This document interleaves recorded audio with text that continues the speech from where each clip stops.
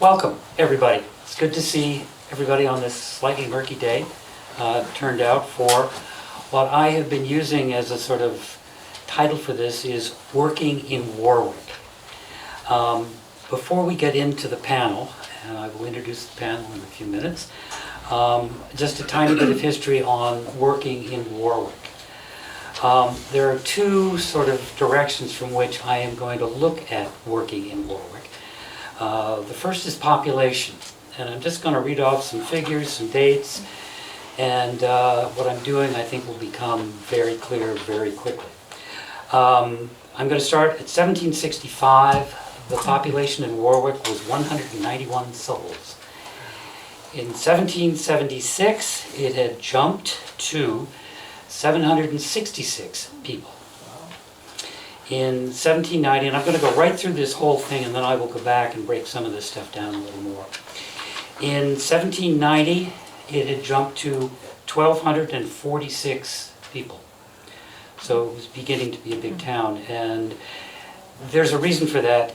During this sort of same period, in 1776, the 766 souls was actually more people than were in the town of Northfield. And the reason for that is that land in Warwick was cheap, to use a not very pleasant name, but people could afford the land and could move here.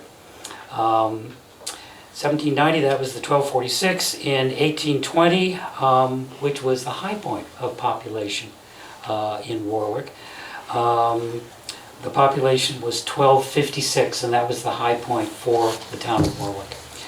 After that, 1830, 1,150 people. And then after that, that is the beginning of the decline, if you want. And then I'm just going to jump all the way ahead to 1920, and the population in Warwick was 327. So there are a few reasons for that. You're probably already anticipating where I'm going to go with this. And then today, we are 750-ish, but I'm looking at David on this. I see 780 in some 780, that sounds great. There's 780 people here in Warwick now. So we're slowly climbing back up. That first two, we'll say the 1765 and the 1776 period, is a period that I have loosely sort of ascribed as that's when the town was essentially existing on a subsistence level. The roads were horrendous. It was difficult, obviously, to get around if that was the situation. So people tended to be, they farmed, they did everything they had to do at home, and they got together with neighbors when conditions and what have you made it possible. The next period after that, and I'm going to go to sort of 1790, and it actually, none of this immediately happened. It sort of evolved. 1790, 1820, 1830, 1840 is what I'm going to refer to as industrial Warwick, which may seem like a bit of a misnomer, but in fact, there's an industrialist right back there, Mr. Humphreys. I didn't do it. Warwick, like so many, I'll just say all of the hill towns in New England, and you can go out to New York State, essentially there were creative people in these towns, and they basically made things, and as they got into the business of whatever they were doing, and times got a little bit easier, they were able to produce more and then start selling things, and that was sort of the slow, but it happened, and it happened big time. So, industrial Warwick, and I'm going to again go from, say, roughly 1780, 1790 up to, I'll say 1840, but it goes past 1840. There was, in fact, an industrial area of Warwick. Before I get to that, I'm going to do one thing. This is Charlie Morse. Thank you, Charlie. Has helped me out a little bit with giving me a sense of, and this is from an 1830 collection of what's going on in Warwick. And I'm just going to read to you some of, I'll read it to you and you'll understand. There were 12 sawmills in Warwick. There was an additional 2 more sawmills, but they also had shingle mills, so they could produce shingles for houses and what have you. What year was that? You said? This is 1830 that Charlie had put this together, and there's no reason to quibble with, and I'm going to say that if you look at the map in Warwick at that time, just about every small body of water that possibly could produce power. You walk around in the woods today and you can find these dams. My God, I've been walking for hours and oh, look at this. They were everywhere. But mills of a certain size, and there hasn't been a breakdown on the number of employees at these mills, but you can figure at least, say, 3 people for each mill. So that's a few. There were 4 grist mills in town, which is kind of big. It meant that there were a lot of farmers producing a lot of things. There were 3 tanneries,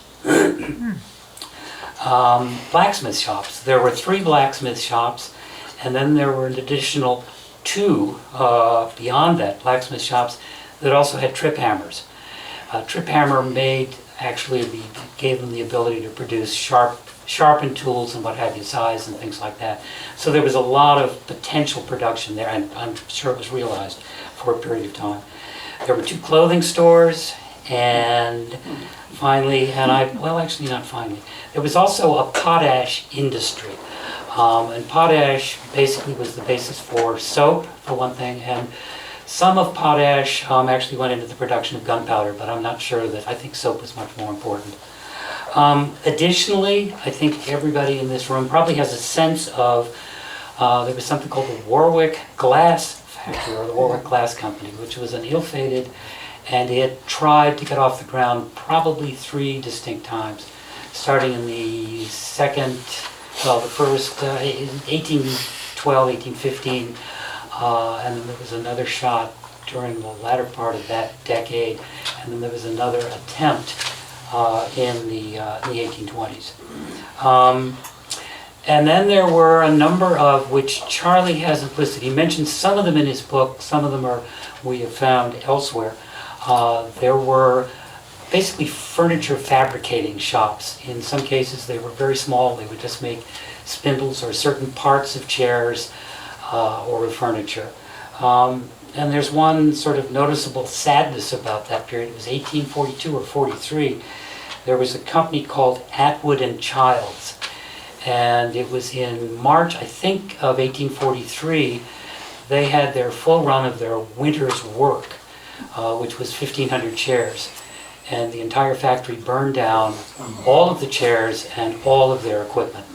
So they basically went out of business. But I mention that not so much because of that it's a big event, but there were people producing large volumes of stuff, whatever that happened to be. As we move along here, the other sort of viewing point for what I looked at was essentially transportation. Transportation affected the Warwick world early. We've already alluded to that. You couldn't go anywhere in town during the winter sometimes, or mud season, or whatever.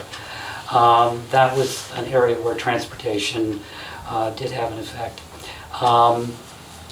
In 1849, there was something called a locomotive that pulled into Orange. The tracks had been laid, and that was the first time that the railroads had really basically appeared in the area. Shortly thereafter, next few years, same thing happened in Winchester, New Hampshire. And there's a bit of a pattern that's sort of beginning to appear here. The irony of all of this is that in 1831, there was the Warwick Lyceum, which was a gathering point for people in town to come and to debate issues, to talk about things. And in 1831, the topic was, will the railroads benefit the town of Warwick at all? And Charlie has a good comment on this. He said, the nays basically won the day. No, it's not going to help Warwick at all. It won't do anything for us. Railroad, what's that? The irony is that they were completely unaware of what the railroads would do and what ultimately happened. And the railroads were the death knell for not just Warwick. And I think what you've got to realize is that Warwick was one of many, many, many towns in New England. And what happens is that towns developed often on hilltops as protection. early on in their development. And then as soon as railroads, which essentially in many cases operated in the river valleys, where there was a source of power, water power, and then there was transportation to move goods away. So that was kind of it for Warwick, is its big industrial age. And again, I'm going to say quickly while we're talking about Warwick's big industrial age, the Kidder Brook area, where Robbins Road takes off from, well, actually Robbins Road crosses the old Winchester Road. And that is the area. There was definitely one trip hammer there. It was a stage stop.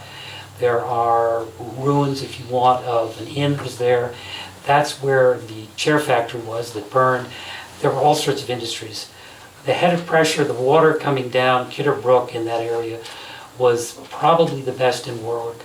Rod Whipple is not here today. Rod Whipple loves to boast that all the water that came to Kidder Brook came from Whipple land up there on the hill. And if you look at maps and if you walk any of that area, it is remarkable the number of ponds and that are up there.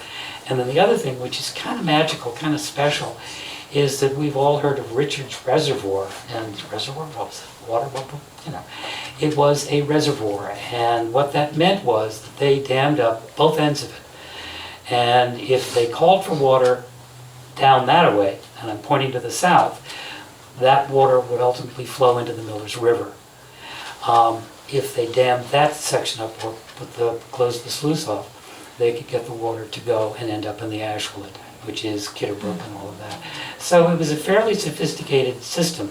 You get a sense that there were a lot of bright people working on these things and making them work. The railroad sort of shot that all to sort of help. So anyway, moving up to essentially quickly here or now, 1920 we had 327 people in town. And at that date, I think people were already traveling to Orange or to Winchester and using Warwick somewhat as a bedroom community. There was still a number of people farming then. So that's what a lot of the activity was, and there were people who were logging, which meant that they could be up here and work for us and what have you. So essentially, that gets us almost up to now, and what our purpose is here is oral history. So what I've just said, that's history according to Steve Striebel or what he's been able to dig up. What we're looking for here is essentially firsthand, I had a business, this is what we did, I had so many people hired, and there are going to be a lot of interesting stories about working in Warwick when Warwick was in essence, and I'll say again, a bedroom community. So that's my intro. It's a little long-winded, but I wanted just to kind of focus on some things that I think are pretty critical in terms of understanding our pretty cool town. I say my heart is here in a lot of ways, although I will just say I live in Gill. And Gill say, when are you going to come and do this stuff over here? Well, I'm here. We have a number of representatives here. We have, next to me is George Day, and I probably should give you a further introduction on him, but I guess maybe you know him. Bryce Flanders lives in Orange, but was Les Black, who was an attorney in town, and she was his, basically kept his stuff together for him. And I am quickly looking for, because my brain has begun to sort of atrophy, and Claire Farley Michaels, did I get that? You did, perfect. And Claire had a little business down at Morris Pond, and I see more people from Morris Pond who have arrived. Next to Claire is Tony Miner, who was a neighbor of mine many, many years ago. And Tony and his father and his mother had a business in town, and I will leave Tony to describe that. And next to him is a fellow named David Young, who I think maybe some of you might know. All of these people have had connections with businesses in town, and I think that's it. And I guess, I don't know, David, you were involved in the logging business, which is a real carryover from the earliest times in Warwick. So if you wouldn't mind just sort of starting off with sort of a description, and you can start with your mill, or before that, Trust the Horse. I think what I'll do is I'll start with what caused me to go into a safer line of work than carpentry. And that was on April Fool's Day when I was 20. Now, one thing I'm going to say, David, when you talk, if you could look out there at those crazy Okay. guys out there, so we can get the record. All right, well. So, I'm out of it. So Steve and I both ended up in Athol Hospital with back injuries. Side by side in a hospital bed, I think beds for about 10 days. And when I got out of there, It was 26 days. for you, I think it was 10 for me. What did you do? Scaffolding. Yeah, scaffolding collapsed and we both ended up with compression fractures in our spines. And it actually caused my hip replacement like 40 years later. Killed that joint, as it turned out.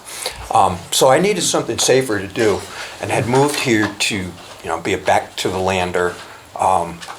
So it's interesting that I got involved in horse logging and the sawmilling had gone from, at the start, located in waterways as power, and then the steam engine came along and the mills became portable because it made so much sense to break the log down in the woods and just take the lumber out. You set the sawmill over a brook, that gave you water for your steam boiler.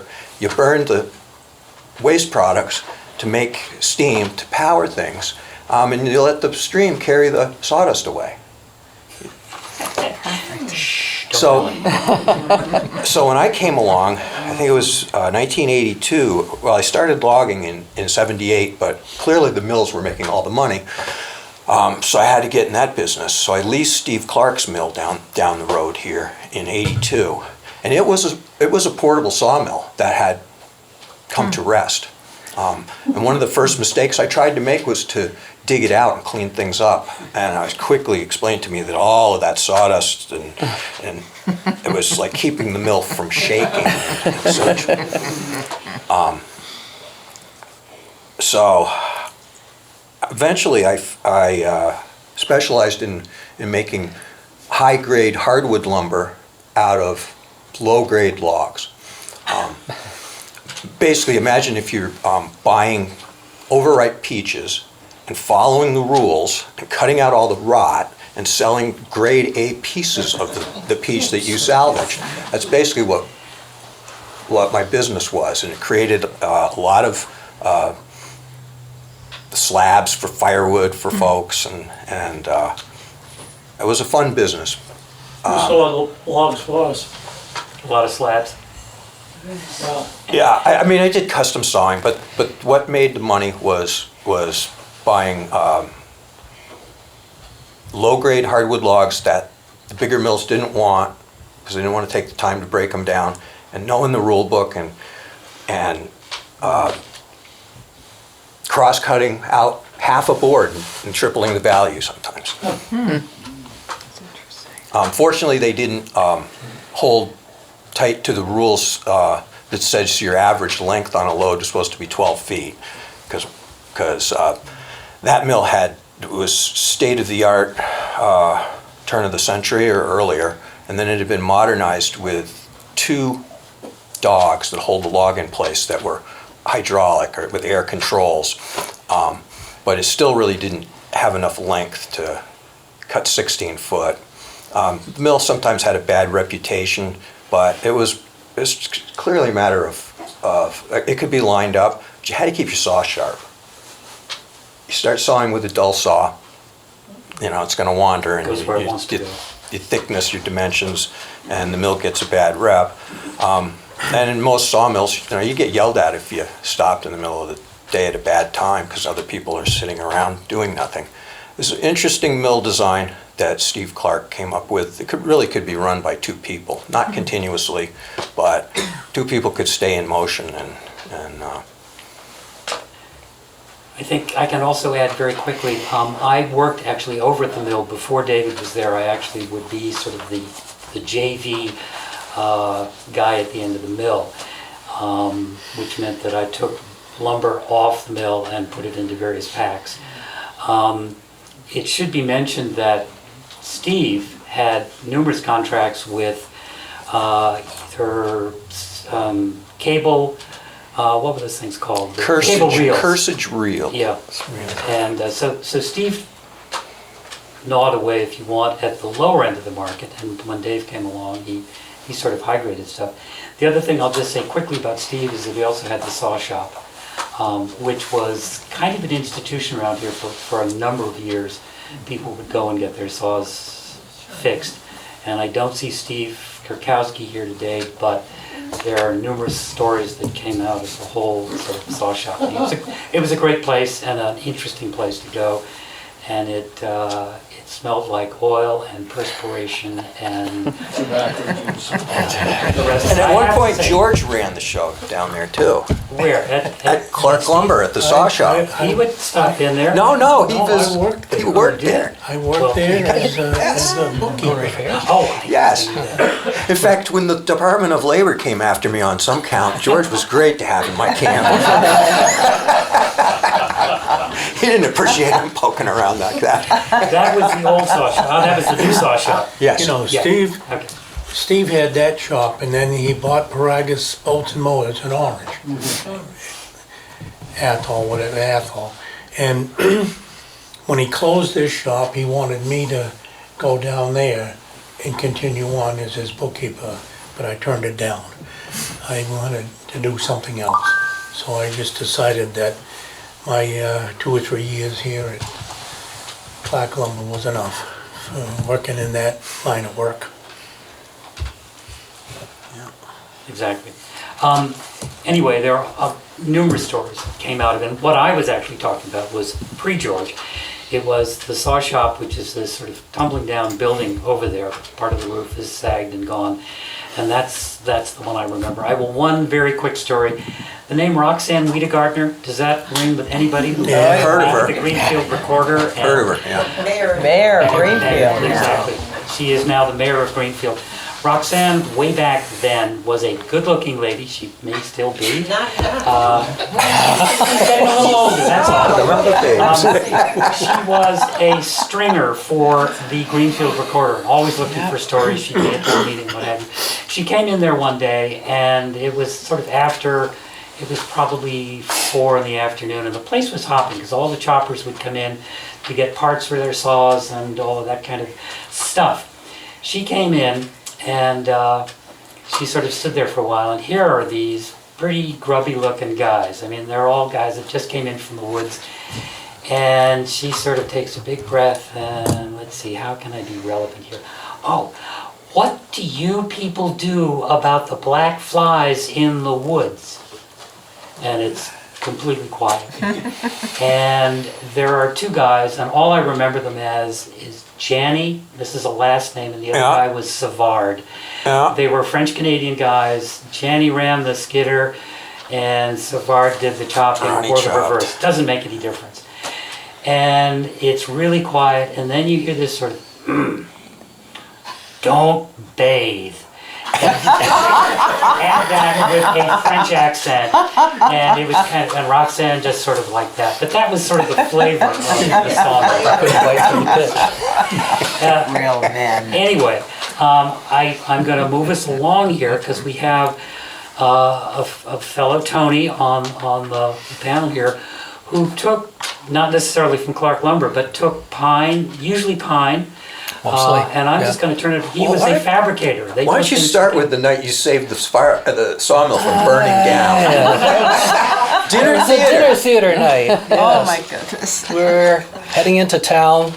I don't remember where we were going. We came by the mill and could see smoke out there. So, well, I pulled in and drove out there. And sure enough, the skid steer had caught fire. I don't know if it was battery or something. And I went at it with the fire extinguisher that was there, knocked it down. I went over to it was actually Wallace. He was living in the apartment underneath the saw shop. Yeah. Scotty and Peg. Yeah. Went there, told him to call 911. Well, they didn't know how to do it. So they let me in, I called, and went back out there, and everybody dressed up from the dinner theater came rolling in with the fire trucks and put the fire out, and actually kind of saved the mill, I guess. it would have been quite a fire. Yeah. And What did year did was dinner that? theater continue after that? Oh, I'm sure. David, what year was that about? Or- It was 90-something. Yeah, you'd been in there for a while. It's almost like the skit moved from the live action. It wasn't a comedy then. Yeah. So Tony, getting back to you. Yeah, your- well- your business.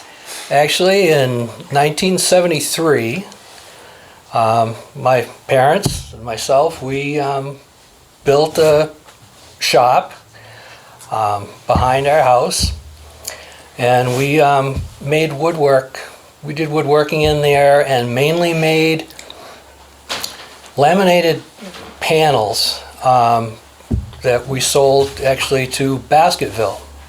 Basketville was a major buyer.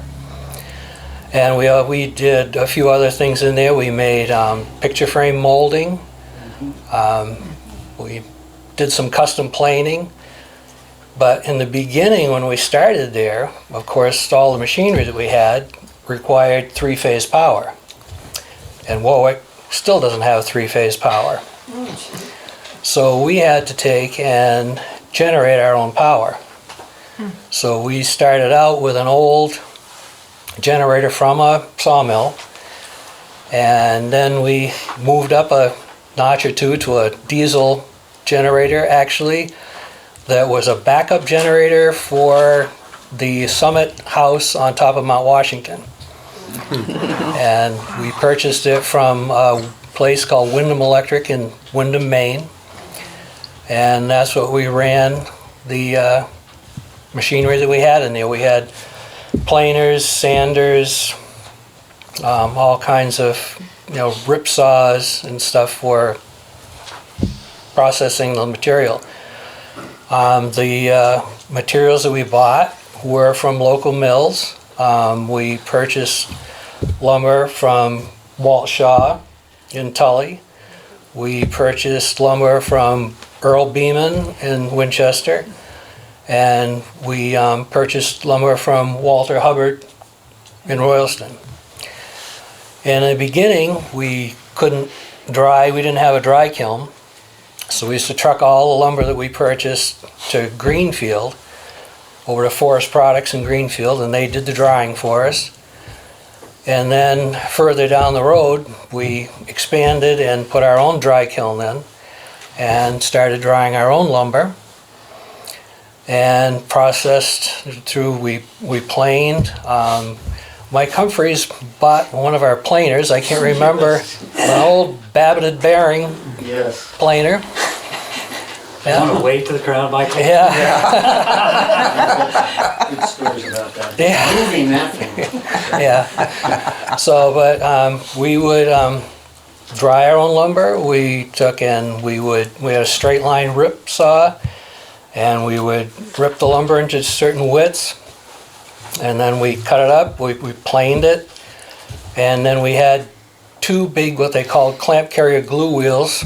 We would take and laminate all these pieces. The wheel would you'd load it, and it would click to the next tray, and you would keep doing it. By the time it came all the way around, it was ready to come out, so you could take those pieces out. And we also, from some of our smaller scrap pieces, we also made blocks for Keen wood heel. They made heels for women's shoes. And then we cut up the small blocks and glued those together. And they took those and they would manufacture wooden heels out of them. There's not a lot more, like I said, custom planing and sanding. And that's kind of it. Well, How I'm long going to did say, the shop go for until? 73 to, well, actually probably 79. Yeah. And then we're still doing some, but my father had also branched off into other areas, and so, yes. When did you start? In January of 78. Well, while we're on wood and wood processing, Michael, do you want to come up here and sit here? Or Michael Humphrey's Woodworking, which was an institution here in Warwick, and I think people are fairly proprietorial about it, even when it moved to Northford. Yeah, that was a mistake. But That's it. actually, the building that I chose was a mistake. So I bought some brochures and things. I'm not selling anything, but there's some very interesting pictures in here. Yeah, I'll just, you guys come up and grab whatever you want and pass it around. It's kind of fun. It'll distract you from my talk.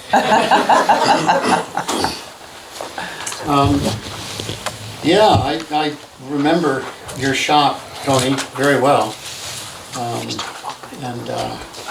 I got here thinking I was going to do video. I've been doing video production in Boston. I thought I was going to do it here, and I went to several places, Greenfield Community College, and anyway, it wasn't going to work out, so I had done some small pieces of furniture when I was living in Boston, outside Boston.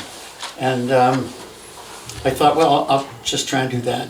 And I started it up, and it was really, I mean, I was in the old barn there that's next to Janice Starmer's house. It's a really nice 30 by 40 foot post and beam construction in chestnut, and I had one section of it. It was 12 feet by 30 feet. And I started there with a radial arm saw and an old table saw with a wood deck, and it had a belt on it with a motor sitting up top. So it was a really basic old antique. And a guy bought it from me. He said, "Oh my God, I've never seen anything like that. That's great." So I started with those kinds of tools and began to buy a little bit better tools and kind of moved out into the next section of the barn and eventually had the whole thing. And I took the big planer from Miner's shop and put it in the one end, and that's where I did all the planing, and then I worked my way through with the other tools. They were really basic tools, you know, there's nothing really fancy, no shaper. The electricity was a problem. I had to put light bulbs over the Babbitts because there were no ball bearings on the planer, and heat it up overnight and then go out and start it up. And I had a phase converter as well with a nice big, it's a monster motor. A homemade one? I dispensed with that eventually, yeah. But it started up and it was so slow, and it would get almost up to speed on cold mornings, and then it would cut out. So it was a lot of fun working that tool. I have a lot of great stories about that tool. Anyway, That's what I rated. so I made some basic cabinets, sent some down to Sunderland, and then I got a connection with a friend of mine, and I did a cabinet for him in Newton. And then, I don't know, it just started taking off, yeah. And by the end, when I closed the shop, I started in '75, incorporated then with Les Black's help. And then I shut down in 2000, and I can't really remember. It was 3 years after my stroke, or 2 years after my stroke. Anyway, it was a long time, and made a lot of cabinets and furniture that went into the highest end homes in Massachusetts, out in Nantucket and Martha's Vineyard. I did the big display desk at the Christian Science Monitor. There are a lot of fancy pieces in businesses and offices in Boston. Speaking of big fancy desks, Yes, yes, that was a lot My of youngest fun. son worked for you for, What's that? Joe worked for you for 3 Yes, years. yeah, a lot of people in Warwick worked in there. Clara Thompson was in there for a while. Nathan Ford a little bit. Yes, oh yeah, I had quite a few of the young guys come through, yeah. Yes. Didn't you do some work down at the new school, cabinet work down at the new school? Benches. Oh, the new school here, Yeah. yes, oh yeah, all the cabinets, that's right.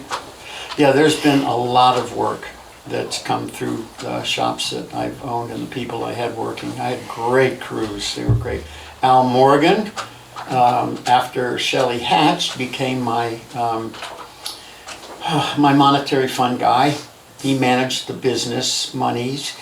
And when we got up to, I don't know, there was a certain volume of money that was, I don't know, maybe it was like 750,000 or was it $1 million? And you said, I can't do this anymore. I don't want to do this anymore. So then I had to start working. I don't even remember the monetary aspect of it afterwards. It was a long story, a strange, long trip. Like, it would just take forever to talk about it in any detail. But the people I worked with were great.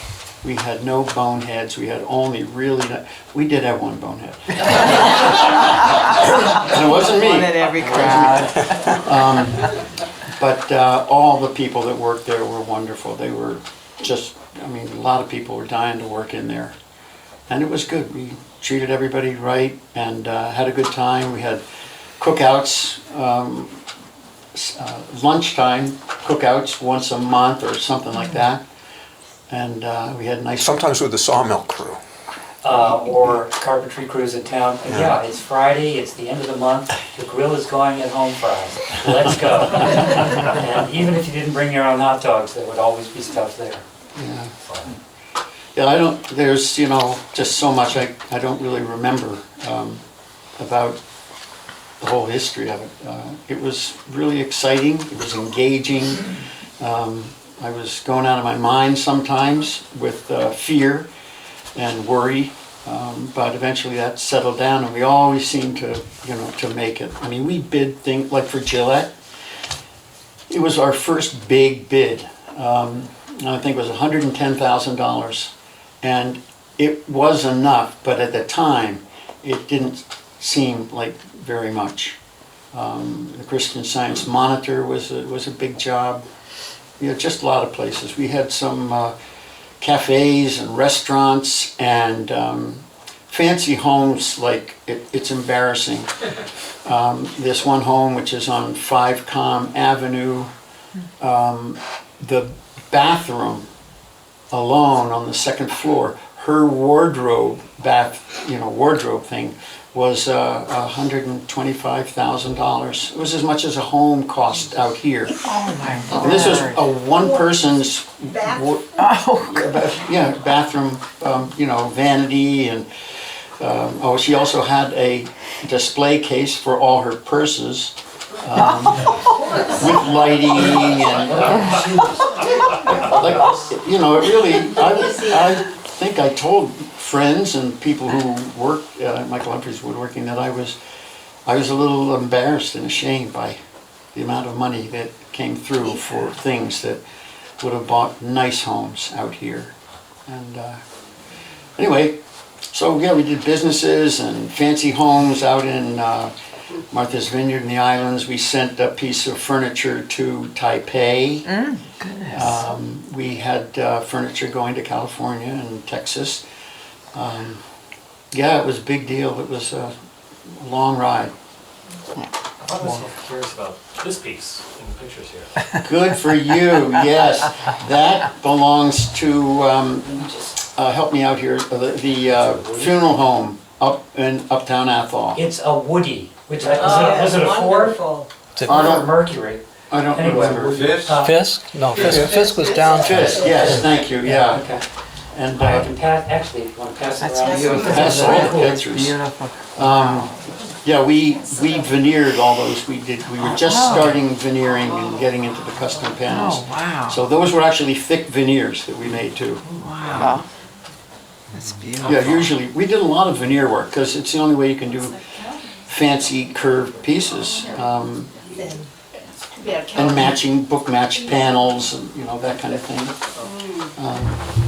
Michael, did you advertise a lot, or was it a lot word of mouth, or? Well, it was mostly word of mouth, but then eventually it was just clear that in order to keep, we had 22 employees, including installers in Boston. It was necessary to make sure we had a good long line of work ahead of us. That's what this is. Here's one.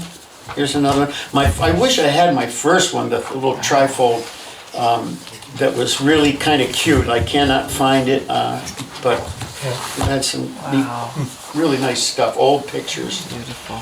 Actual woodworking tools and things like Is that. this your group? Yes, yeah, you can recognize something like Kester's in there, isn't he? David? Oh, yeah, David Yes, Clyde. David is there. Clyde's in there, Yeah. Clyde Jr. Oh, yes. Clyde's Yeah. there. Yeah, we did hire a lot of people from town. Sure. It was fun. It I was bet it was. hectic, but it was a lot of fun. Oh, so this one job that we did where the woman, I mean, the whole project was, I think, about, I don't know, 1.25 million for their furniture and built-in cabinets. I can't remember his name, but he was, he was Mitt Romney's henchman. He was in with Mitt Romney because he was, I can't remember the name of the company. Anyway, they were so pleased with us and our crew that they got us their skybox at Fenway. And it was all the beer. There were lobster chunks, lazy lobster, and steaks, and shish kebabs, and food, and beer, and I took the whole crew down, and we just invaded the skybox. And that was the first night that Bronson Arroyo started winning for the Red Sox. We attributed it to that. You brought it. Good luck. Yeah, it was a really great ride, that whole business. I was going to go into television. Right now, I was going to do television like I was doing in Boston. We did some really cool things in Boston, but it wasn't going to work out here. No TV studios. I went to a couple places, and I went to Northfield, Mount Hermon, but they weren't ready to start a TV studio. So I stuck with woodwork. Lucky me. Does anybody have questions for Michael? And if you do, I'm just going ahead, just raise your hand and you'll get recognized, but questions while we have Michael sitting right here? Alan Morgan perhaps has a question, I don't know. It's inappropriate. Okay, well, while the paperwork is going around, I'm going to go to Rice because there was a mention of a fellow named Les Black. And I think I mentioned in the introduction to Rice that she kept Rice's world, she kept Les's world together for it, and it was amazing. So, Well, you're Rice nice to put Flanders? it that way. Hello. I wouldn't exactly say that I kept his world in order, but I did work for him. Off and on, I have some notes here because I'm so bad about time, and also I'm terrified of public speaking, so please bear with me. But I was looking over the dates, and I worked for him off and on, much of it very steadily for 20 years, which it didn't seem it because it was sort of in bits and pieces from time to time, and also time flies when you're having fun. And there was some fun in it, to be sure. The first time I met Les, I had inherited one of my best jobs ever from my dear friend Maggie Striebel. And she had been working in Orange for the man who was then our state representative, Thomas Gale Simons, one of the most wonderful humans I've ever been lucky to know. He is no longer living. And he was the state rep, as I said, for Franklin County. And he had a law office in Turner's Falls that he shared with his brother. So he got the west end of Franklin County covered. But he wanted to do something which I thought was really great. He wanted to have a presence in the eastern end of Franklin County. And so he rented this ratty little storefront on North Main Street, close to the center of town. And Maggie Striebel was just part-time, but so that constituents could have contact with his office and vice versa. So Maggie Striebel was working in that office. She had the opportunity to go to work with Audrey Greenwald, the wonderful Audrey Greenwald, at Rural Housing, and which was much more in her line of interest. So she called me one day. I was just sort of a little hippie housewife with a baby and goats and chickens and so forth in West Orange.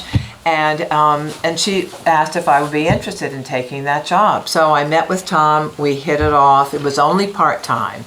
And that really was it was a wonderful job, just being available to his constituents. And it's just as an aside, it was the first time that I've learned the power of a telephone and a title, because the office was just a desk, a little metal filing cabinet, a telephone, and a ratty old sofa for constituents to come in and hang out on, and me, also ratty, but I could call the phone and say, someone would come in and say, the power company is threatening to turn off all of our electricity because we're behind in our bill, and I have so many sick children, and I'm not, all these heart-wrenching stories. So I would call up and try and, they thank God couldn't see. This is before you could see through phones. I didn't even anticipate that development back in those days, and I would sort of say, good morning, I'm calling from the office of Representative Thomas G. Simons, and we're calling regarding one of his constituents, so-and-so. And I mean, it was just this young, I was in my 20s, just this kid in this sort of empty office, but we accomplished a great deal. So that was really a great job. One of those days, in walked Mr. Les Black, who had come to town fresh out of law school, and he rented right next door to my office and one floor up, basically a tiny little office in which he was living. He had a cot that he would fold up in the morning and wheel into a closet and then put on his student tie. No, this is downtown in Orange. It was right near the center of Orange. It was just in the beginning of North Main Street. So in the very beginning, he had to come in to use our telephone quite often. So that's how we became acquainted. And then he also didn't have bathing facilities in his little office. So he felt that he had gotten to know me enough to ask myself and my husband if it was okay if he came and used our bathroom. So that our friendship expanded. And then at some point along the way, I had worked for Tom Simons for several years. All the expense for that little local office had to come out of his pocket. There was no allotment through the state for to have a constituent office in his district. So he had just gotten married. They were planning to have a family. He was paying the rent and the utilities and my meager little salary. So he reluctantly closed that office because it really was a wonderful thing. And so I was out of a job. Well, Les Black, meanwhile, must have just bought the house up here in Warwick. And so he realized I was available on the job market, so he asked if I would like to come and work for him. And I said, I'd be delighted. Well, it turned out to be the beginning of something wonderful, but it was a bumpy start because what he really needed was a secretary. He didn't need someone to work the telephones. I could answer the phone, and I did that quite well. And I could do filing, and I could, chat with the clients who came in who had to wait before they could see him. But the typing was my Waterloo. I look back, I was thinking about this when I was trying to put this together. And I just wondered, how in the world did I get through college? I was an English major, and I had to type 1 million papers. And there was this big electric typewriter, and I'm sitting in there in the front office, and there was lots of correspondence to do. And he had a rather heavy gauge, or whatever you say, stationery. It was sort of cream ivory colored, and it was thick. And by the time that I got through a page, it was literally solid liquid whiteout. That's what we had on those days. And I'd take it out of the typewriter and hold it to the light, and I could see nothing but. And then the trouble was, then it had to dry. And then once it had dried, when I had to fold it in thirds to go in the envelope, it would crack. So he was pretty patient. He was pretty patient with me. You had to be pretty flexible to work in an office, which is also someone's home. And, there was a lot of domestic stuff that would go on in the middle of trying to be professional. So he was very patient about my bad typing. But we finally, we both came to the realization that wasn't working. So this is when the wonderful Evelyn Fournier, who I'm sure many of you remember fondly, she was the town clerk extraordinaire for the longest time. And so he hired Evelyn to be the secretary. thank the Lord for all of us. And she was a fantastic typist, so she was a wonderful secretary. And he, again, thank the Lord, he took me to Greenfield, to the courthouse, and he taught me to do title searching. And I look back on that, I don't think neither one of us realized at the time what a gift that was, because that became one of my main jobs for him. And also, sort of kind of getting ahead of myself, so that became my work. I did his title searches. And I found that I really enjoyed the work, and later on in my life, that became, I had a period of about 5, actually during those years, starting from that point on, I picked up quite a few other attorneys who needed someone to do title work for them. So it became, I never made it official as a business, but I had enough lawyers that I was able to, that's how my children and I survived, really. That was our only source of income for the longest time. Then, at a certain point, he wanted me to come back to work for him again. And I was glad to have something a little more structured, because again, with children and children's expenses, that's kind of title searching is great, but when it's good, and then there are fallow periods, wintertime especially. Nowadays, I think real estate goes on 12 months of the year, but in the old days, which this sort of was, it kind of dried up in the winter. Things were very dormant then. So he offered me to come back to the office. Thank God, not to type. Evelyn was secure on her throne downstairs. And he had an office upstairs for me, a spare room that was converted. And I was to do, I did some of the closings. If we were the sellers, if we were representing the sellers, I could be trusted to do a closing. I did all the personal injuries, which was really interesting for me, and I did all the estates. So I had my own little sort of bailiwick that I could do, and that became a part-time job for me, and it was a great job in many ways. The work was varied enough that it was interesting. I was close to town. My children went to the Orange School, so if there was an emergency, and he was good about letting me, run downtown to pick up my child who was sick or whatever. There was a lot of flexibility in there. And so that part was all really good, but there were some wonderful side benefits to that job. And one of them was that we were a very odd couple, but Evelyn Fournier and I, so different in virtually almost every way, became the best of friends. And we only got a 30-minute lunch break. So in those days, sad to say, we both smoked cigarettes at the time. And Tom had the general store, and we would sashay down to the store and, redolent of lots of hamburger grease on the grill, and we'd drink coffee and smoke our cigarettes and talk about whatever. And really through Evelyn, it really connected me more into sort of just the town of Warwick and the town's people, whom I might not, if I'd been stuck in the office the whole day, I wouldn't have gotten to know them. And then they started having the senior meal site in the town hall. And I was, again, I don't think I was 30 yet, but I wasn't quite old enough to qualify for the meals, but Evelyn was allowed to bring a guest. And I got to go every single week to those meals, and the food was good, but that was the least of it. I got to meet, I'm so bad about names that I started thinking of names, and a lot of them just leapt back into my head. Fred Lincoln. I loved Fred Lincoln and his shiny loafers and his charming self, and I probably had sort of a crush on him. Emily and Willie Benoit. I adored Emily Benoit. I mean, they just were so wonderful. And Charlie Morse was coming to those lunches still.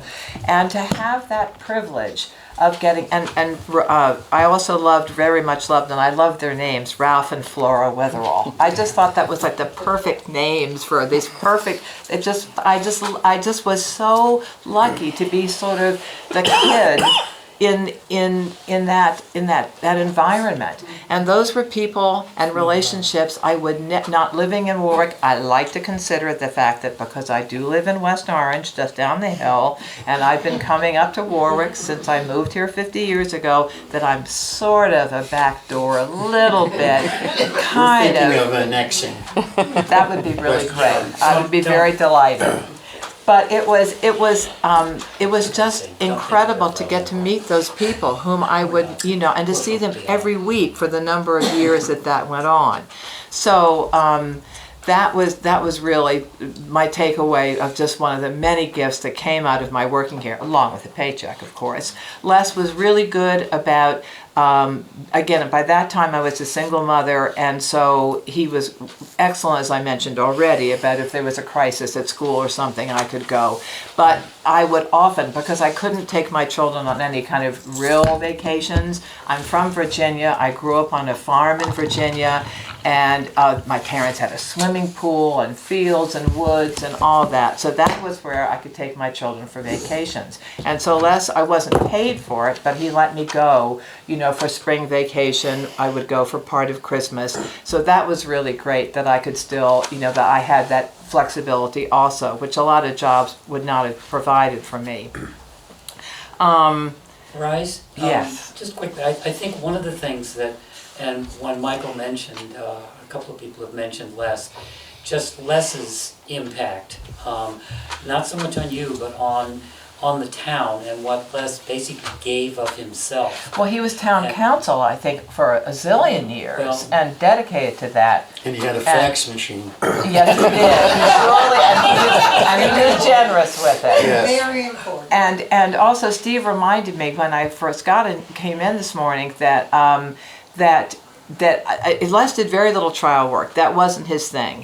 When he first came to town and he was still in his little garret upstairs in Orange, he represented a lot of young guys who had gotten pulled over for some automobile infraction, at least in theory, and then some little residue of a joint of something with marijuana would be found.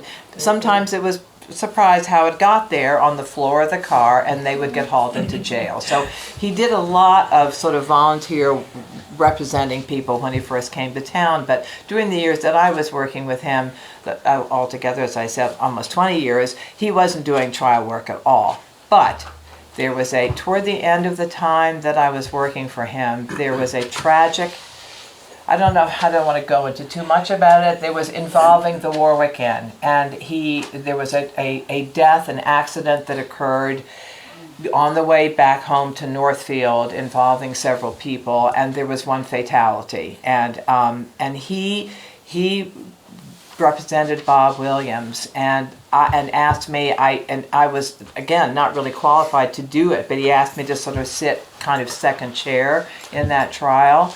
I could find things in the files and hand him things as he needed them. And I really had not thought about that until you brought it up this afternoon, and I'm glad that you did. I think it's a piece of Les that probably a number of people in this room, that Les sort of helped them out with closings, with a lot of fairly mundane stuff, but the real impact of this, and I don't actually know how that case actually came out. I suspect that Les was able to do more than one would have expected. That was just how Les was. The thing was that not only was there an accident, it was a minor that was involved. Yes. And the minor very quickly had been, he was with older friends. They were at the lower bar at the end, and he was sneaking around the corner to the upper bar. That's and right. had swiped a bottle up there or something, and by the time he left, he was pretty well lit, as the expression goes, and I believe that he was the driver of the car. I don't know quite how that all worked out, but I don't know. The only thing I know, I was on the police department here then, and I did read the report from Chief Scott, I think it was, in Northfield, a great guy, and his report on the fatality was, it was terrible. But Les just kind of stepped up. These are friends of mine, and I'm going to do this, and it was kind of beyond what normally would be expected of him. He represented me in the head-on car collision with the drunk driver that I had on Christmas Eve. Oh my. So I think that's a good point, because there are probably lots of people who, well, Les, I can help you out. I think Les moved to Fitzwilliam after he left here, and I've heard stories that Les used to come down to town meeting. He kept sort of in connection with people around here, and he would be sitting on the side I'm unofficial, officially unofficial, and only the way Les could do it, and he would sit there and basically the selectmen would occasionally look over at it, or the Board of Health, are we doing this correctly? And Les would like this, or maybe some other issue, or maybe you should do this, and then you can do that in terms of Robert's rules. Question, or Just a comment, he also participated with Michael Humphrey's production of the Dinner Theater, and he played his guitar. Remember that? Yes. Yeah. So, That was rare. multi-talented. in And he many ways. loved music. He was a Yeah. big music nut. I mean, he had a lot of facets, to be sure. He has a huge 45 record Yeah, collection. yeah. It's the rack stack of black shellac. That's right. I hadn't thought of that in so long. Oh my goodness. One more comment, he also had used books at one time, because he came over, I arrived in town in '89, and he gave me the Hackmatack books. I thought, how thoughtful by Mary Wells Smith, and 2 volumes, and he said, you can read this, on a winter's night by the fire. And Well, he loved that store up in. didn't he have used books himself, or? Well, he not to sell. He Okay. didn't have them to sell, but he just could not resist used bookstores. Okay, yeah. And that was one of his big loves. And one of his favorite things to do was to cruise around and go to used bookstores and So I was a little hut. lucky recipient Yeah, of his. the whole upstairs at that house, including the room that was my office, was sort of like behind you. The wall behind you was the solid books. So lest anybody doesn't know, he's still very much alive. Right. Yes. The last time I talked to him, he was running the real estate company remotely from Maine. Oh, I didn't know that. Well, there have been a few reversals in the transition death and such. And he was is very loyal. The time that Evelyn Fournier, as town clerk, tossed me from the voting place, I was a select board member at the time, and went down to the dining hall on election night, and I was shushed out of the room. The doors were closed, we're counting ballots, and I took about 2 steps and stopped and sat down. Ooh, And I said, no, sit in. I'm here to observe the counting of ballots. And Officer Betsy Lincoln came over and said, David, what's the matter with you? I said, this is wrong. You can't count ballots behind a locked door. And she said, go back to your meeting, I'll call Les. She did. And the next day there was a newspaper story about how I had been evicted from the voting place for causing a disturbance, which was a perfectly legal reason to get me out of the room. And I said, Les, what's going on? He said, very loyal. What year did you leave town? Like what year did you move away? Oh, I'm not sure what year. I'm so bad about dates when he moved. yeah. I'm trying to figure it out. Well, we're gonna have to move along. Yes. Bryce, thank you very much. You're very welcome. And I'm looking at Claire now, and Claire's got something He represented me in my Completely different. So the beach, which is currently the Warwick Town Beach, and a hot dog stand that went with it was actually not mine, but belonged to our family and really my mother, my brothers and my mother. So I'd like to tell you a little bit about the land the land part of the beach, and then a little bit about the stand part of the beach. So on September 6th, 1948, exactly 1 week before I was born, my mother signed a lease, a deed or whatever, a contract to buy the property. And the property was, at that point, just the single lot, mostly 2/3 of what's the beach now, and the remaining part between there and the dam still belonged to George Shepherdson, Sr. And there was some development of the beach. It was really a pebble beach at that time. I remember as a little kid, I would have to wear little shoes, to go in because it was so stony. Apparently, my mother was after George Shepherdson for some time to by the rest of the beach, that is the part that all the way over to the dam. And apparently, it's my understanding, my brother, I'm sure will correct many things that I say this afternoon, but it's my understanding that he finally agreed to sell it to her in 1956, so to expand it to the full size. I will say there is absolutely no truth to the rumor that George Shepardson agreed to sell the beach because Annie said her son could marry his granddaughter Beverly. Or is that true? No.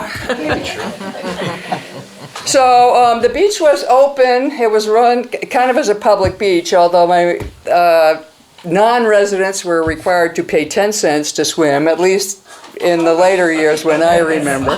Warwick residents were always free. However, there was a sign on the beach when there was a little beech tree, birch tree on the beach. It said private property, and somehow my mother thought that would protect her from any liability if someone got hurt. I'm sure it wouldn't have. We should have asked less. Over the years, and Walt, you could probably give me a better estimate. I would say that at least 50, if not 80, dump truck loads of high quality sand were there. And it was a quite expansive beach. I have a bunch of pictures that if anyone wants to come up afterwards and look at them of the beach, what it looked like in 1920 and 1950, and you know what it looks like now. But unfortunately, erosion has really swept a lot of that sand all the way over towards the dam. And in fact, once again, it probably is appropriate to call it Pebble Beach. Because the nice, soft sand really has migrated. So let me tell you about the stand. So it was built by my father and probably brother. I helped a little. Yeah, at age 10. And it was opened in July of 1949. Okay? The first dollar spent there signed by Wilma Swanson Satterley, later to become Wilma Kolka. She was my mother's cousin. Wow. So Bob Kolka's wife. She spent the first dollar there, and we still have that as a memory. That was July 2nd, 1949. So, what about the stand? It ran just in the summers. We'd sort of start just after school got out in Connecticut, because we continued living in Connecticut, and then go up through Labor Day, at which time we'd have to go, so I or my brother would go back to school. But it was 7 days a week. I would say 10 a.m. to 9 p.m.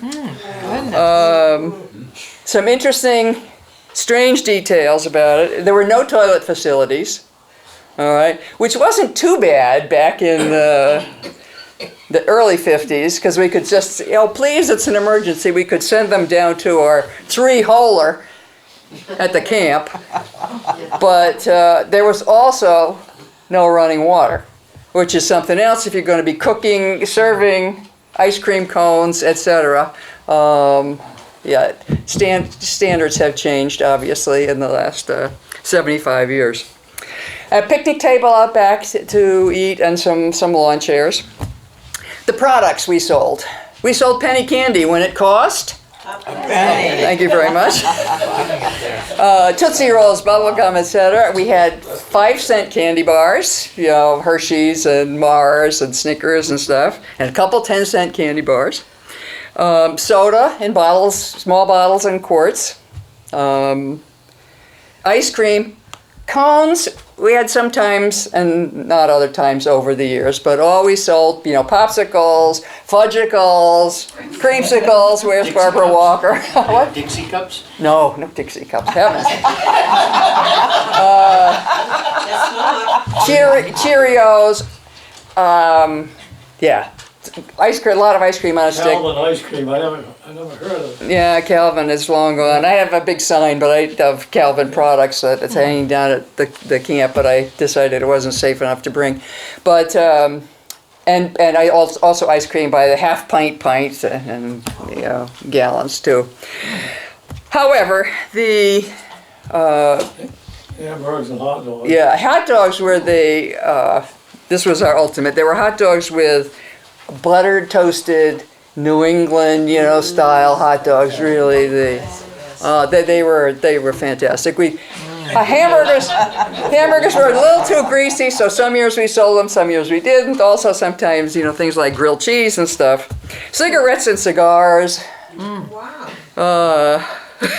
Cigarettes, 20 cents a pack, or 30 and 25 if they had filters, just to tell you about the era. In some years we sold staples like bread, milk, and eggs. In the 50s, we'd always do fireworks on the 4th of July, even after it was not considered legal. My folks stocked up, and if our camp had ever gone up in flames, it would have been quite an explosion because we had a big store of them. And in the early 60s, it was kind of a teen hangout with musicians, and there were a lot of pretty girls in the area at the time, and the boys came in. But one of the things you ask about is employees. So let me tell you about the employees of the stand. Oh, there weren't any. It was us. My brother can tell you about his years having to serve there, and then, I was probably the only 4-year-old that could make change. And in fact, when I was like 7, 8, 9, I would. The expression was tend the stand. You have to go tend the stand when you, of course, would rather be out fishing or swimming or all the things you could do at Boers Pond. But my brother and I would have to tend the stand, and I literally did it, I think, when I'm 8, 9, and 10 by myself. My mother would be down at the camp, and the only thing I was not allowed to do was cook, okay? Sell things and cigarettes, make change and stuff. And if someone wanted a hot dog, I'd have to plug in the grill and then run down to the camp to get her, and she would come and cook for. We never made any money. I would say the annual profits, unlike some of the figures we have heard thrown around today, we would be lucky to make $400 to $500 a year. Annie always said it was enough to pay the taxes. But that was about it. But it was a fun place to be, and really at that time a beautiful beach. So it closed for 1 year. So we started in 1949, closed for 1 year in 61 when our grandmother was ill, and then reopened for a couple more years, and then closed down completely. Of course, she tried to, at that time, when they were ready to sell it to the town. But they too, this would have been in around in the early 80s, but the town too was afraid of liabilities. They didn't think they could just put up a sign private property and save themselves. But she did sell the land in 1987, and of course the town purchased it later in 2010 as a public beach, obviously having lost their fear. The stand itself, the hot dog stand, has one quick picture here. But as I said, if you want to come up later and look at the other pictures. The stand and bathhouses stood there for many years until 10 years ago. Well, after the town acquired it, we wanted to be rid of it, so we held an auction. David Shepherdson won the bidding for $1. And he got to move it himself. And he started somewhere up in the woods on Jefferson Place, but to my understanding, he doesn't do much business, even less than we did. Walt, do you have anything you want to add to that story? I used to get paid $2.50 a day how long I worked there, and I'd spend half of that on candy myself. And then Bill Harris, Frederica's brother, and Bernard McTurnan, they come down swimming, sometimes Freddie, Oh, yeah. and they were swimming. Geez, I want to go and play with them, swim, you know, I'm only 12, 13 years old. Finally, my mother'd come up and I'd run down the house, taking my clothes off, I was going, get my bathing suit on, go back down and swim with them. It was kind of a burden. Yeah, well, I just- hated just- it. My mother said it was good for me. Good. Dave, Deb, And ours, and I. my brother Your that mother died. just passed away. We play cards in there sometimes while I'm working. I have to say that we went down every afternoon, because we live right up on Shepherdson Road. We went down every afternoon in the summer to swim. And my father would go down, because my father loved to talk, as you know. Yeah. And he and your father would gab and gab and gab, and we always got a creamsicle while they did that. And many, many, many, many happy days there. Yeah. And your mother was always sitting there. Yeah, and one of those lawn chairs out There was back. no fooling around. No fooling, no, because, you know, for 50 cents, we could rent a canoe, a boat. Right, I forgot the boat rentals. Spend the whole afternoon, and sometimes my mother would give us money to get a hot dog and a soda and a boat, and we'd spend the whole afternoon down there. But we went down every day in the summer. Yeah. Wonderful memories. How far was your camp from the beach? Oh, it's like 100 feet. The lots are only 50 foot wide, so we're the fourth camp, so. So is there Not very a house far. there now? Beautiful home. Stone's throw. Yeah, yeah. It's right on Moore's Pond. It's right on the pond, so there, it's where the town beach is, and then our camp was the fourth camp. We tore it down a few years ago and built the new one that's there now. Oh. But The chapel, as I call it. The windows. Yeah. One thing that you didn't mention that I thought was, I remember, when you went to the beach, there was always a can there, because Moore's Pond was loaded with, Bloodsuckers. Bloodsuckers, Yeah. yes. Oh, yeah. Yeah, and they would always, you'd get them off you, because they would all attach to you, and you'd pull them off and put them in the can, and Be salt in the and can. there's salt in the can, Yeah. right. So, and we don't have those anymore, thank Yeah. God. They're going down there and having them have to pull some off. Yeah, I don't know, but they used to be a lot of. You get out beyond the sand and leaves and stuff. Supposedly it's a sign of good quality. It's not a sign. Claire, thank you very much for that. There were actually a And couple of finally, afflictions today there we have that actually George helped. Day, Mostly. and George is gonna pull, I think, a lot of this together. I mean, there are so many businesses that we haven't even touched on, and I think George is gonna be able to address some of that, so. George Day? Well, my family moved here in 1956, and I pretty much have concentrated on talking about businesses that I can remember from the 50s until now. The first thing I'll mention is the gun shop we had on the Wonder Road. Buck's Gun Shop. Yep. Yeah. The building is still there. The front of the building where the shop was looks like a front of a western town building. And I did some business there. Bucky Foster, Floyd Bucky Foster, he was a foreman of the carpenter shop at the Irving Paper Mill. That was his full-time job, and then he ran this as a sideline. And Bucky was also the first building inspector for the town of Warwick when it became a requirement that building inspecting had to be done in new construction and renovations.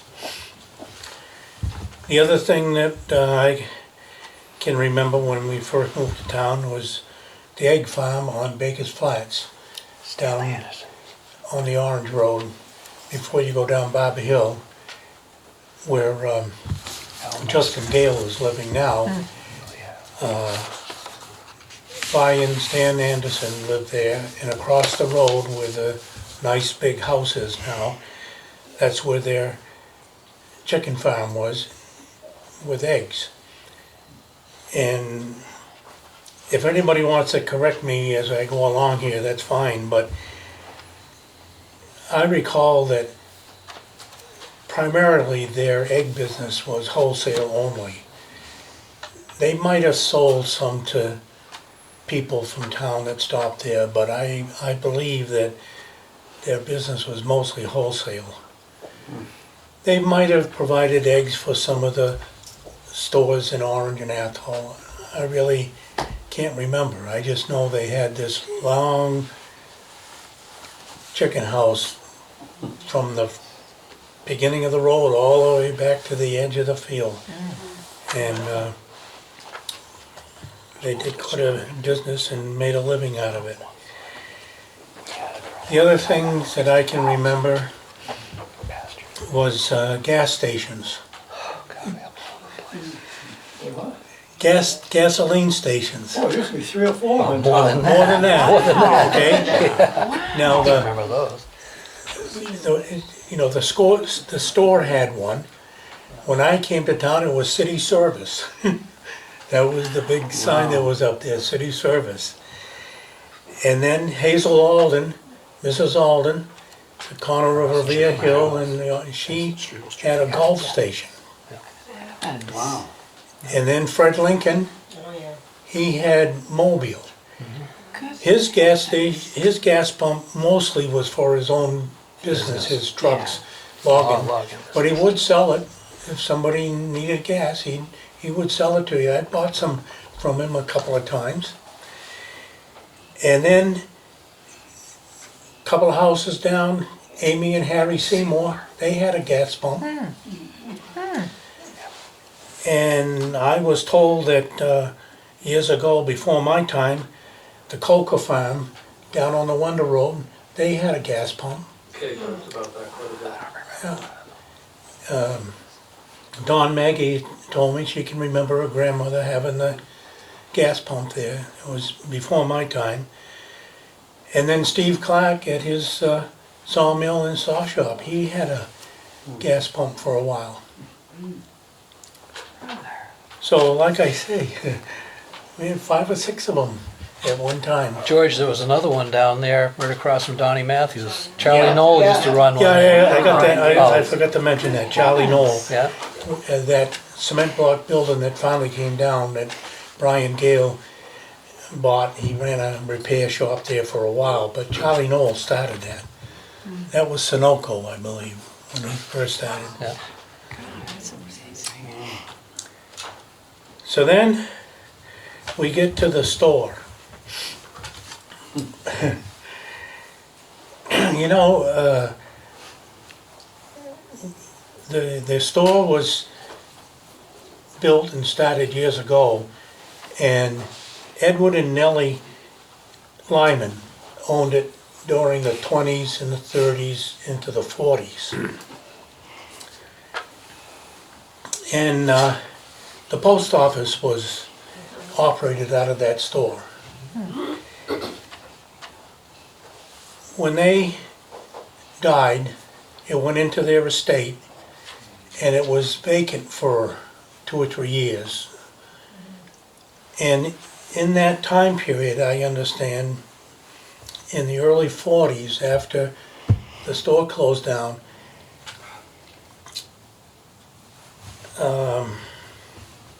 Clarence and Elizabeth Rhodes ran a store down the street here where the apartment house is on the other side of Kilroy's.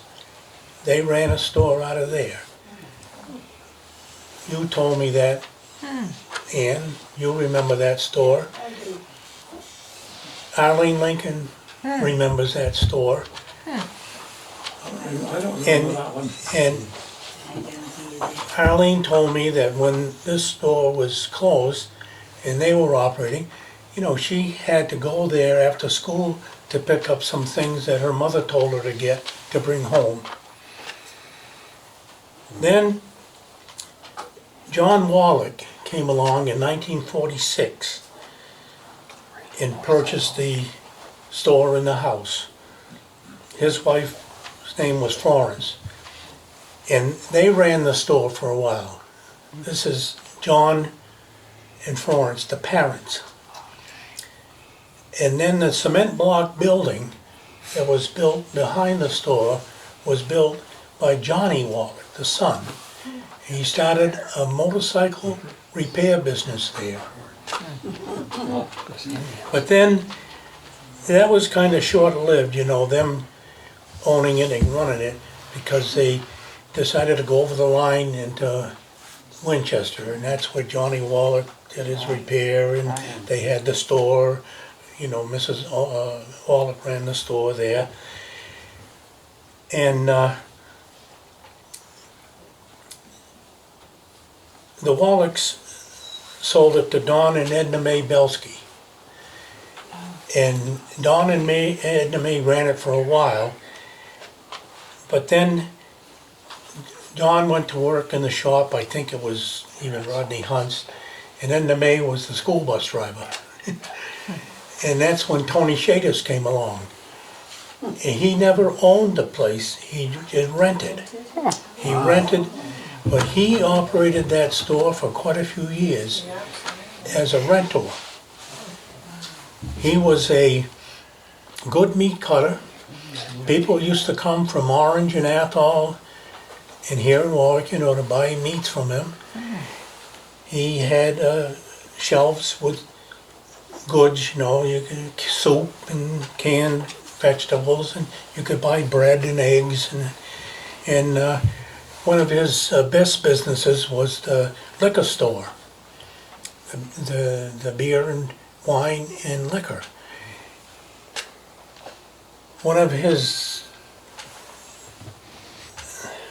biggest clientele was from Northfield at that time for the beer and liquor, because Northfield was a dry town. So he used to get a lot of business out of Northfield. And then,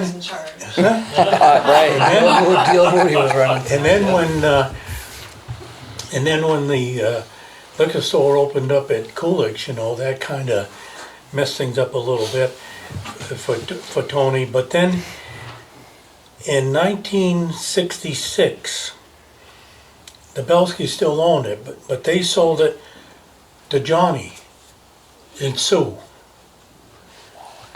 You know, the original John and Florence son and daughter-in-law. Sue was Lincoln. She was Sue Lincoln. Esther.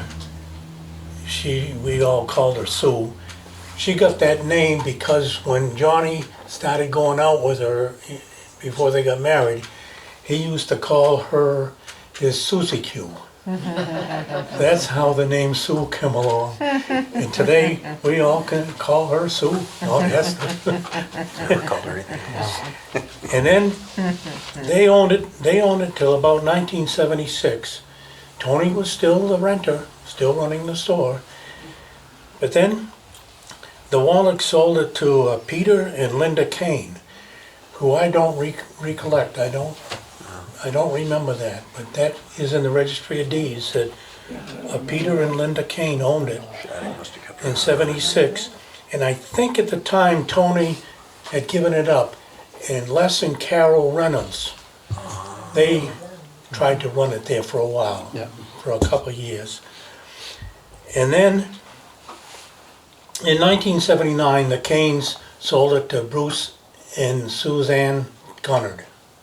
God, it's changed hands a lot more than I realized. Yeah, and Bruce and Suzanne were the ones that started the lunch counter in there, where you could buy a grinder, get a sandwich or a hamburger or whatever.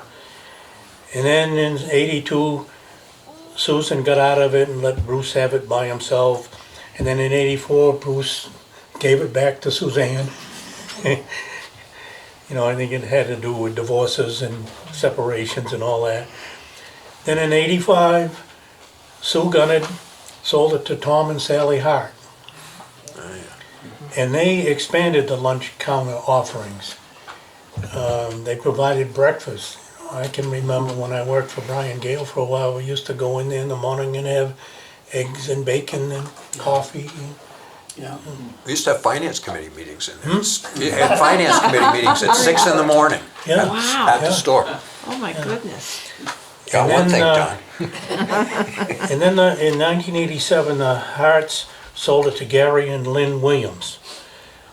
And it got foreclosed on. They had it for 3 or 4 years, and they didn't make a go of it. They moved out of town, and it went into foreclosure. And as far as the Registry of Deeds is concerned, Lynetta Boland bought it. I think she's Margaret Londell's mother. Yes. Peggy Londell. Yes. Peggy Londell. Yeah. So they owned it, but they never ran the store. They just owned the property and lived in the house, I guess. And then in 2015, well, the Boland sold it to a Diana Williams, and she never made a go of it. And 2015, it went into foreclosure, and Larry and Andrea Kilroy bought it in the foreclosure process. And that brings it up to date. If anybody has any questions or anybody has any comments or something they can add to anything I've said, feel free. One other thing, George, though, was Tony Shadis did the mail route. Oh yeah, he also Carried had, mail. He also had the Star Mail route out of Orange. He used to start in Orange. He would put up the mail at the post office. He would go home and pick up Dot, his wife. She would ride with him until they got here to Warwick, and then she would get out and open the store, and then he would finish the route, and then come back later in the afternoon and work with her in the store until closing time. So it was not the post office at that point. No, the post office moved into that cement block building when the Bilskis had it. And Marion Copeland was the first postmaster in that building. Right. And I can tell you an interesting story about Marion Copeland as postmaster. There was a, you walk through the door, and there was like a foyer, and then there was this counter, and there was a row of post office boxes where people in the center of town had to get their mail, because the Star Route only went up to like the cemetery, and then everybody in the center of town had to use a post office box. And story I can remember is, people used to get magazines like Good Housekeeping or Time or Newsweek, and some people would go in there and say, they'd holler through the over-the-counter, "Marion, is my latest edition of such and such come?" And she says, "Yeah, but there's an interesting article in there." And I'm reading it, and when I get finished, I'll put it.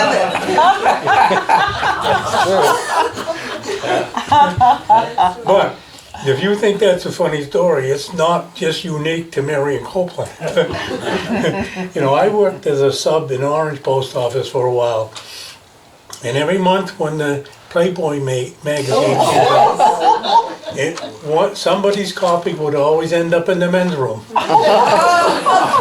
And it didn't get onto the route until everybody had a chance to read it, I guess.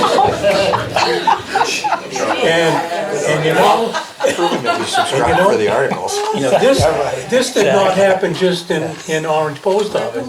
It happened across the country again, because eventually most magazines, in particular Playboy and Hustler, they put it on a plastic sleeve that was sealed to prevent this from happening. Okay. So I just wanted to say, when the Kilroys then got it, the last incarnation of the store was called the Barn Owl. It was a restaurant and gathering place with delicious croissants and homemade Bagels. oven, Yeah. baked pizza, and musicians would come, and it was becoming a gathering place, and we as Warwickians were really thrilled. So maybe that will be revived again. You know, after he started the bar out, he applied for a beer and wine license, and they eventually got it.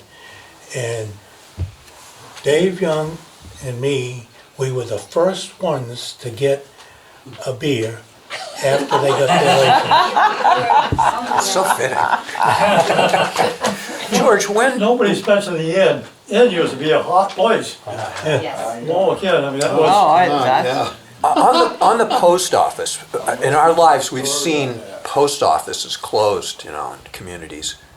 We have the somewhat unique situation where we actually asked to have ours closed. Yeah. Why? Well, Democrats. I don't know whether, it was politics and whatever. I don't know whether I feel comfortable going there. maybe you've got something on the inn. I'll say this.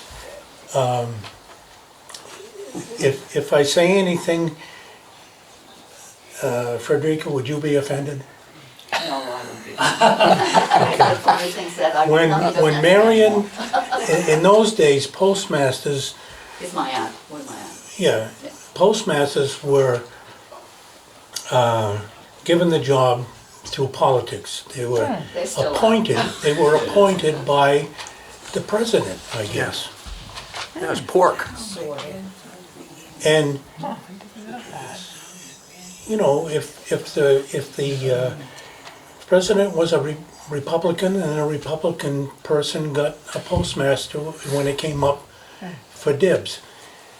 You know, Marion was a Democrat, so she got the job here in Warwick she got that appointment because she was a Democrat. When she was ready to hang it up,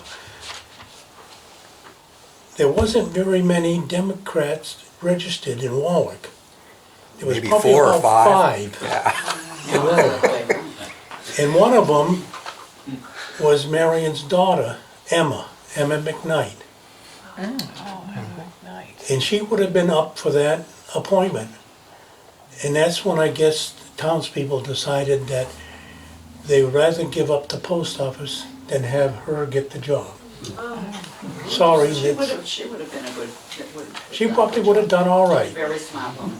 But I wasn't involved with that issue because that was before, you know, I was old enough to vote. But anyways, that's pretty much the story of why we gave up the post office. But then I only had to walk to the end of my driveway to get my mail. It was good. Yeah. Okay, Good, well, a couple of George, things. you have any history on the inn? Well, we've already done Let me that. just We did address the that. The Warwick Inn was in the session that we did on entertainment in Warwick. Oh. I have to say, I invited guess I Greg wasn't here Williams to come up to this, and he was unable to make it. Greg Williams, who was the son of Bob Williams, who was one of the I went owners. to a couple of wedding receptions there. Did you ever Well, be- it's too bad you missed that. They are available, so if you want to see the tapes or the disc, it is now available. And there was quite a history of the Warwick Inn that went way back, and the number of people and what have you, different groups that came through there was pretty amazing. Yeah, the history of the inn is very well covered in that Yeah, I'd be very video, which you interested can in watch that. online, or we'll have the DVD soon. I never So- mentioned that a pink gorilla came there for my 40th. Okay, What were you unless there are more questions, and I see one right back here. Well, no, I wanted to add another little piece before Please do. we, I Please think we're do. sort of in the final stretch here. But I see a hand up front. Clyde, did you want to? Say something? Yes, I do. I was thinking about a period in time in the town of Warwick that hasn't been covered under this, and I don't know if there's anybody here that really has any personal knowledge of this. But at one time, there were several places in town that raised mink.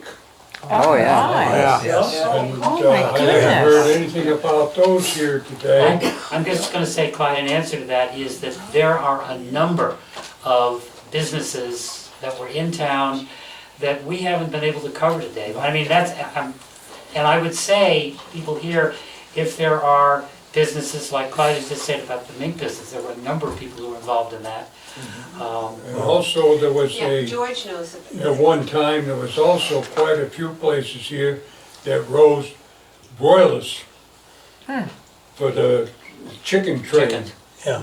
You know, the feed companies would give you the chicks, give you the feed, you just supplied the labor, then they'd buy them back, and you just rotated them every 16 weeks.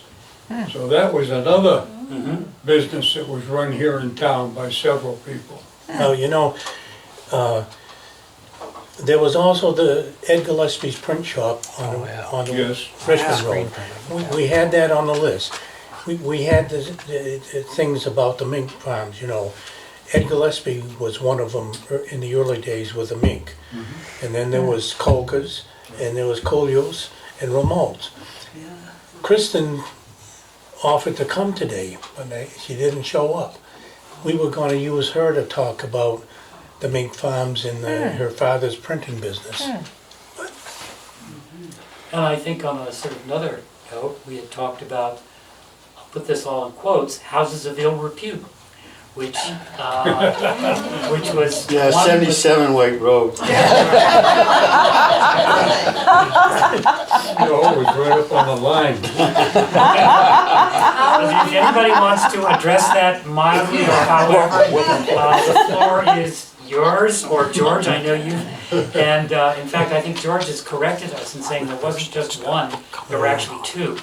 There was one down on Clubhouse Pond. Would that have been near where the clubhouse itself was? No, it was on the old road that went down to Clubhouse. Okay, okay. I remember the clubhouse when it was falling down pretty good as a kid, but No, the clubhouse was not a house of ill repute. It was another building on the road that went from the Royalson Road down, you know, when the road Swamp Road. curved down to Clubhouse. I used to The old have- road. I heard it was on Bliss Hill, but I could be wrong. Well, Yeah, Good name. possible too. Good address. How's the bill? Somebody's gonna have to do some Maybe research we on need to this. do a little more research. Time out. There was one on Bliss Hill, but that's in Royalston, Yeah, not Warwick. yeah. oh, that figures. Yeah. Now, you know, the only story I have about George Rivers was when I got out of high school and I was 18 years old, I went to work at a dairy in Greenfield, Tenny Farms Dairy. And they had all these older guys, you know, that were milkmen and worked in I was just 18, just out of high school. And when they all found out I was from Warwick, Mass, they said, "Oh, do you know anything about George Rivers?" That's how everyone knew. That's how they remembered Warwick. They knew of George Rivers. You should have said, here's a brochure. I guess there's a That was a very way unique to solve setup, ice. the idea of the water on the state line. Yeah. Light and orange on the way up for the ice box before there was electricity. Well, when did the Shepherdsons go out of the ice business? I don't think they ever sold it. I think they got it. Oh, it's they just for harvested your own it use? For their own People would use. stop by and purchase some, but it wasn't any delivery and so. I gotcha. I think just as a last, Jim, have you got something? I was just gonna say on that, Dave, when you put together the ice cutting a couple of years ago, I was playing music up at Fitzwilliam William the night before. I happened to say, oh, and anybody who's got free time tomorrow, come on down to Warwick, you know, and this is going on. And a fellow came up to me afterwards, said, I'm not gonna make it. But my first job when I was 17 years old was cutting ice on Wheeler Pond. Wow. And there was nice ice down there, and he had specifics about. They kept it in You know. sawdust, didn't they? Must have got. Well, yeah, but- Yeah, that's how they kept it. Cutting out the 17-year-old. We used to stop on the way up, down Orange, on Route 2A. Someplace sold it down there, and bring it up, we had an ice box in the camp. Yeah. Yeah, right, right across from Haskins Road. Yes. Oh, yeah. Yes, that's, You could buy it. yeah, that's where it was, 'Cause yeah. when we used to go up to my uncle's camp on Laurel Lake, back in the 40s, Yeah. my father used to stop there and pick up a block to Yeah, take I up forgot to the that's what camp the road to put in was. the ice box. Yeah. It wasn't a refrigerator, it was an ice box. I still Well, call we them got, ice we box. got electricity down the pond before they got it up on the hill. Yeah.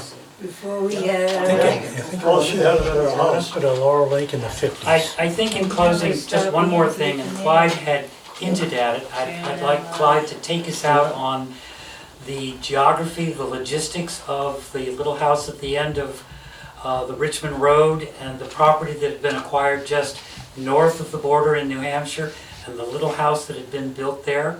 Clyde, can I pass this to you? Well, I don't know, this is, I haven't practiced this, I don't know what this is, but I'd start out with a little different type of story I'm gonna tell. I came here in 1958, me and my wife. And my mother, I was raised in Peterson. My mother had a friend that I knew quite well, and they were coming up to, my mother and her friend was coming up to my place for the first time since we moved to Warwick. And they were talking away, etc., etc. And as they became closer and closer to where my wife and I was living, this friend of my mother's all of a sudden became very silent. And it took a little while to find out where the silence came from or the reason for it. And the reason for it was my mother's friend, mother, was a working person at Rivers'.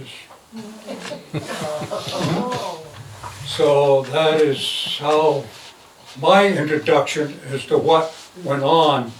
In other words, at that time, we were living where the Wayne and Tracy Curley are living now. We had bought that property up there, which was actually the last inhabited building on that road until you got to Rivers' place again. And as I say, Rivers was right on the line. And for some reason or another, Rivers seemed to have a lot of help in running his business. By that I'm referring to when and if there was going to be a raid on his business, somehow or another he got word of it beforehand. So that at the time the authorities got there, there was nothing in Massachusetts. They had just skipped over the line into the building in New Hampshire, and they could not do anything about it. They'd go away. But George had a little bit of help from people in town or out of town and so forth. He said, hey, you might want to move tonight. There's going to be a little bit of activity up there, and you don't want to be there. So, I can that's a little bit of the I can just story. add to that very quickly, and this is rumor from one Rod Whipple. We used to, when I was involved with the police department, occasionally Rod and I would drive up there on a Friday or Saturday night. Richmond Road. I'm sorry? Richmond Road, I will right? get to that, yes. It's at the end of Richmond Road, and Billy Whisk, who lived in the house, and I think she was married to George, or... Well, she was a very close, she ended up with a property. She was his madame. Okay. At any rate, the way it was explained to me is that because, and we may owe this somewhat to the Olsen boys, Oscar and Albert, they had rigged, Warwick had phones, parts of the town had phones in the 1930s. Rural electrification wasn't completed until the 1950s. Apparently there was someone, maybe where Bowser or the Bowers property, there was a phone down there, and they would ring up the road and say, somebody's coming. And the procedure up there at Billy's house, or Mr. Rivers' house, they had a permanent poker game set up in the parlor. And if there were clients there, they would come down and resume playing poker.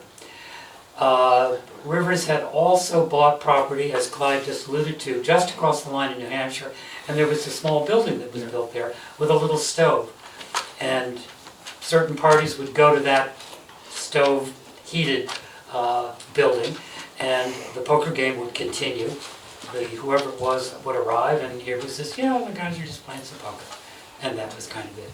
But Rod told me that one night and said this is what he had heard from Billy, and it's a good story. No, Whoa, different family. no. So, anyway, I'm going to basically thank everyone for coming. It's been fun, and there's always interesting stuff that we either hadn't heard or reminded us of. Oh, I remember that. Quick. I just would like to thank Ivan and Claire and other people who are responsible for organizing this all the time. I'm a new person here, I've been here 4 years, so that doesn't even count, I guess, but I'm really impressed with, how this is done, and I really enjoy these, so thank you, Claire, Good. thank you, Ivan, and other kids. Thank you, everybody. Thank you very much.